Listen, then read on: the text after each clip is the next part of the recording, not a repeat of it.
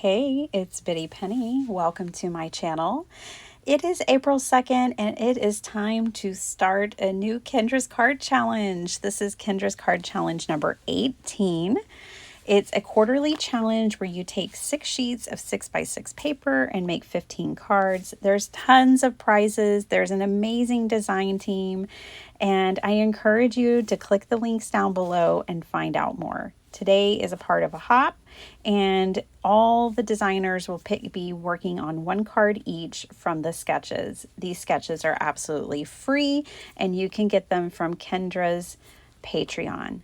Now today I am using some Scrap Diva goodies from my stash. Okay, these aren't brand new, but I wanted to give you an idea about some of the awesome dies that Scrap Diva Designs has and let you know there is a word in this video you're going to need today.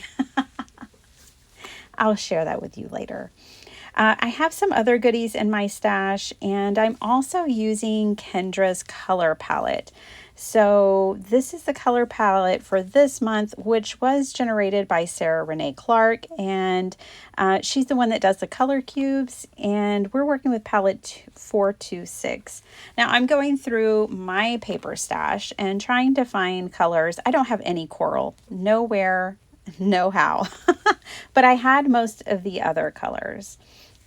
So let's make a card. I am making a 5x7 card. So I am chiefly a 5x7 card maker, but I love participating in this hop and I love using card sketches. So I just make it my own, which Kendra totally encourages everyone to do. And today I'm going to show you how I did that to make a 5x7. I am using sketch number 2, and the secret word is Scrap Diva. Okay, just had to sneak that in there.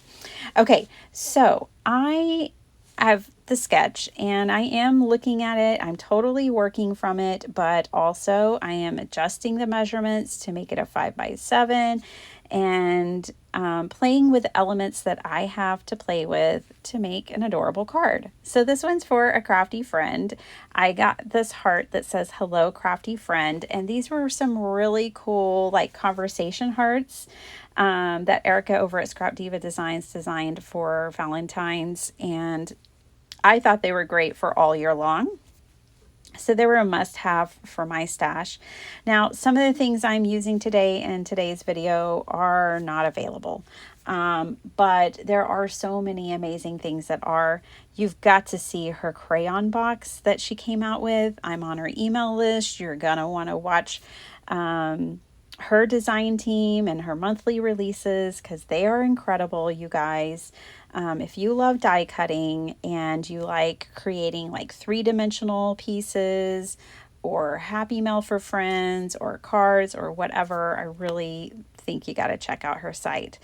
So I am taking this stamped piece of paper and I'm matting it 2 times. I'm trying to incorporate as many of the colors from that color palette as I can. And so I double matted this little black and white strip. I also dry embossed with the old Pink and Main embossing folder, those heart envelopes, because hello, we're card makers. And I'm matting that as well. Again, another opportunity to bring it in. Now, I'm also playing with like colors, figuring out where I want things. So this is where the sketch would have had me put it. But I also have these other pieces that I die cut out that I want to use. So I die cut out a hole punch and a little glue runner. And I found these late in the game and a lot of collection had sold out. And yes, these are not new. I'm so sorry. But I had to have them. I thought they were great staples for my collection. And so I have a little tape runner here. I'll put the hole punch together off camera. And I'm going to play with how I want everything laid out. So I dry embossed with an embossing folder, this kind of random polka dot background and the gray. I just needed a little more color on my card, and this was just a good grounding layer. Again, it's a part of the color palette as far as the colors that I had in my stash. My colored cardstock is a hodgepodge, y'all. I don't have any like brands, all their papers or anything like that. So I just kind of have to make do with what I have. And I imagine that that's how most of you are. So if you can't get all the exact hues when you see a color palette, don't let that stress you out. I would encourage you to still participate. You've got to go watch Kendra's video that launched yesterday. It's linked down below. We've got a playlist for all of the collab team. And if you're like, oh my gosh, this is so much information, it's okay.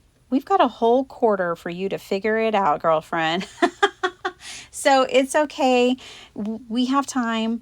And just be inspired. Go see how all 15 cards are being made today, because if you're going to want to participate, you're going to want to see how other people are making their cards. I know I am. So I played around with where I wanted my pieces to line up, still sticking with the sketch, and I did layer some extra paper behind my square just so it would all be level. And so that's where the sketch would have me put the heart. But because I had die cut out these other pieces, this is what I came up with.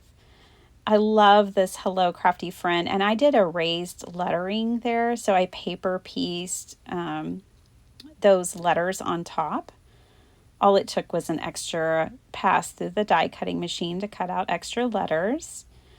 And I would encourage you, when you are die cutting things like this and you're working with a color palette, go ahead and run yourself some variations, because I know I changed my colors around, and I was happy that I had die cut a variety of options for myself, because when it comes to putting all your card or all your elements on your card, you may end up wanting your glue runner to be a different color, or your hole punch or your heart, than what you might have initially thought. So go ahead and make yourself some extra pieces.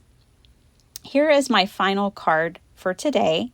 Enjoy the hop, you guys. You know we'll be playing with KCC 18 for the next 3 months. Thanks for watching. Bye.